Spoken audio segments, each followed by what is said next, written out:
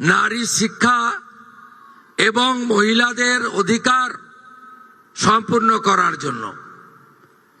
আপনি যদি দেখেন, মাত্র 1.5 মাস হয় সরকারের বয়স। 9ই মে আমরা দায়িত্ব নিয়েছি, 11ই মে প্রথম দিন অফিস করেছি, আজকে 1 জুলাই। এখনো অফিস করার জন্য আরো 10 দিন হলে 2 মাস সম্পূর্ণ হবে। আমরা কি করেছি?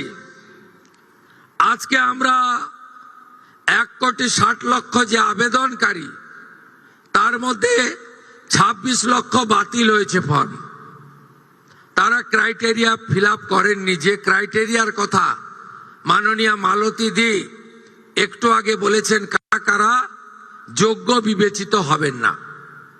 বাকি যে 1,30,00,000-এর বেশি ঝাড়াই বাছাইতে তারা যোগ্য বিবেচিত হয়েছেন, আমরা বেলা 1টার সময় আজকে টাকা ট্রান্সফার করলাম 1,09,92,378 জনকে।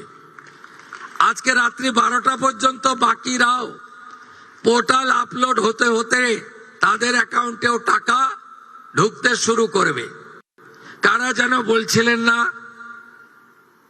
যে আগের সরকারের যে বরাদ্দ ছিল, এই সরকার বরাদ্দ মাত্র 1,000 কোটি টাকা বাড়িয়ে অর্ধেক বেনিফিশিয়ারি। আমরা একটা বেনিফিশিয়ারিকেও বাদ দেব না। 9,378 জনকে আজকে রাত্রি 12টা পর্যন্ত বাকিরাও পোর্টাল আপলোড হতে হতে তাদের অ্যাকাউন্টেও টাকা ঢুকতে শুরু করবে। কারা যেন বলছিলেন না যে আগের সরকারের যে বরাদ্দ ছিল, এই সরকার বরাদ্দ মাত্র 1,000 কোটি টাকা বাড়িয়ে অর্ধেক বেনিফিশিয়ারি করে দিয়েছে। আমরা একটা বেনিফিশিয়ারিকেও বাদ দেব না। যারা আমরা বেনিফিশিয়ারি বলি না, আমরা বলি এটা আপনার অধিকার। আজকেই আমরা 1 কোটি, ইতিমধ্যে 1,10,00,000-এর অ্যাকাউন্টে ঢুকিয়েছি, যার মধ্যে আমাদের তফসিলি জাতি, শিডিউল কাস্ট মা বোন দিদি রয়েছেন 26,63,555 জন। আমাদের মূলবাসী আদিবাসী মহিলা রয়েছেন 49,04,93,139,139, 5 কোটির কাছাকাছি, 5 লক্ষের কাছাকাছি।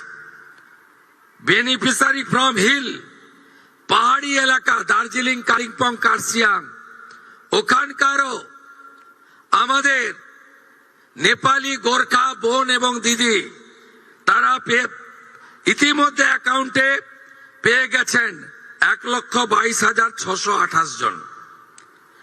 আমরা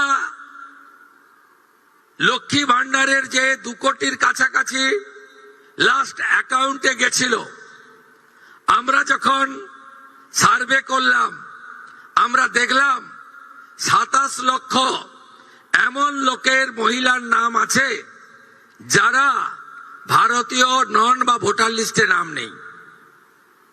এক্ষেত্রে কিভাবে মৃত ব্যক্তির নাম আছে, এখানে থাকে না এমন লোকের নাম আছে, 3 জায়গায় ভোটার লিস্টে নাম ছিল, 3 জায়গায় টাকা অ্যাকাউন্টে ঢুকছিল, এমন লোকের নাম আছে।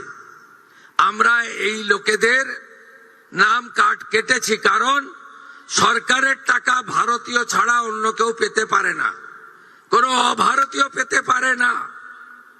আমরা এই ক্ষেত্রে ছাড় দিয়েছি। যারা বাংলাদেশ থেকে শরণার্থী হিসাবে এসেছেন, সিএএ-তে আবেদন করেছেন, তাদের ক্ষেত্রে আমরা যতক্ষণ না সিএএ নিষ্পত্তি হচ্ছে, তাদের এই সামাজিক ভাতা চালু থাকবে, আটকানো হবে না। শুধু তাই নয়, প্রশ্ন তুলতে পারেন এরা তো মূলত হিন্দু। আমরা সেক্ষেত্রে আমাদের লোক ধর্ম পালন করেছি।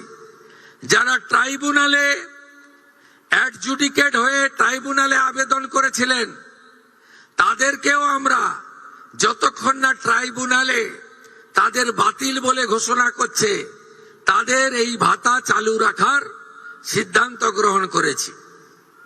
এতে কি কোথাও ভুল হয়েছে? আপনি ভারতীয়, দেশ আপনার প্রথম।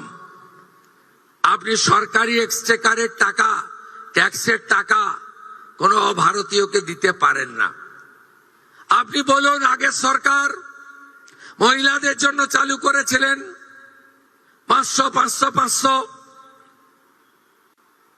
এই কর্মসূচির উদ্দেশ্য ছিল মহিলাদের অ্যাকাউন্টে যাওয়ার। আপনি অবাক হয়ে যাবেন, এই 2 কোটির মধ্যে 10 লক্ষ পুরুষ বেরিয়েছে। বলুন আমার মা বোনেরা, দিদিরা, লক্ষ্মীর ভান্ডারের নামের টাকা কি পুরুষের অ্যাকাউন্টে যাওয়া উচিত? তাই ছাড়াই বাছাইয়ের প্রয়োজন ছিল। সমালোচনা হয়েছে 12 পৃষ্ঠার ফর্ম। অ্যাকচুয়ালি 4টে পৃষ্ঠা ছাড়া ফিল আপ করা ছিল না। আর একবার আপনি ফিল আপ করে দিয়েছেন, একেবারে পোর্টালে আপলোড হয়ে গেছে। শুধু এই স্কিম নয়, ভারত সরকার, পশ্চিমবঙ্গ সরকারের আরো অসংখ্য স্কিমে আপনি সুযোগ পাবেন। আপনাকে আর দ্বিতীয়বার ফর্ম ফিল আপ করতে হবে না। তাই আপনারাও সহযোগিতা করেছেন, আমরাও আপনাদেরকে, আপনাদের ধৈর্যকে আমরা কুর্নিশ জানাই। আমরা 4 দিন ব্যাপী যে জনকল্যাণ শিবির করেছিলাম, এই জনকল্যাণ শিবিরে 8,15,000 দিদি এবং বোন অন্নপূর্ণা যোজনায় নাম নথিভুক্ত করেছিলেন। খুশির খবর, আজকে যাদেরকে টাকা ট্রান্সফার হলো তাদের মধ্যে জনকল্যাণ শিবিরে আসা 8,15,000 প্রত্যেকেই তাদের অ্যাকাউন্টে টাকা পেলেন। শুধু তাই নয়, আমরা 3রা জুন বলেছিলাম যে আমরা মাসে একদিন টাকা ট্রান্সফার করব। এই ধরনের বড় অনুষ্ঠান হবে না, কিন্তু প্রত্যেক মাসেই আপনারা টাকা পেয়ে যাবেন অ্যাকাউন্টে।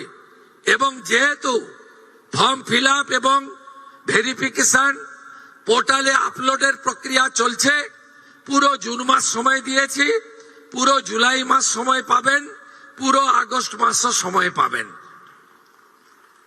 অতএব একটা স্বচ্ছতার ভিত্তিতে আমরা কখনই বলি না যে বিজেপির টাকা, আমরা কখনোই বলি না মুখ্যমন্ত্রীর ব্যক্তিগত টাকা, আমরা কখনোই বলি না প্রধানমন্ত্রীর ব্যক্তিগত টাকা। আমরা বলি সরকারি টাকা, সরকারি প্রকল্প যারা যোগ্য তারা পাবেন। অন্নপূর্ণা যোজনার বাইরে গিয়ে যদি বলা যায়, আমরা সরকারি বাসে 0 ভ্যালু টিকিট আমাদের মহিলাদের জন্য চালু করেছি। আমরা যেহেতু চালু করার সময় বেশি সময় পাইনি, আমরা এরপরে একটি পিঙ্ক কার্ড, গোলাপি কার্ড করে দেব, যাতে যারা প্রকৃতপক্ষে সরকারি বাসে ফ্রিতে চান মহিলারা, তারাই পাবেন।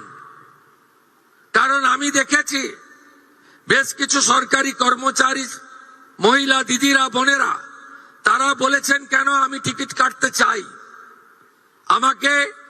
আমি টাকা পাচ্ছি, সরকার আমাকে বেতন দিচ্ছে, আমি উপযুক্ত অর্থ পাচ্ছি, আমি ফ্রিতে অফিস যাত্রা করতে চাই না।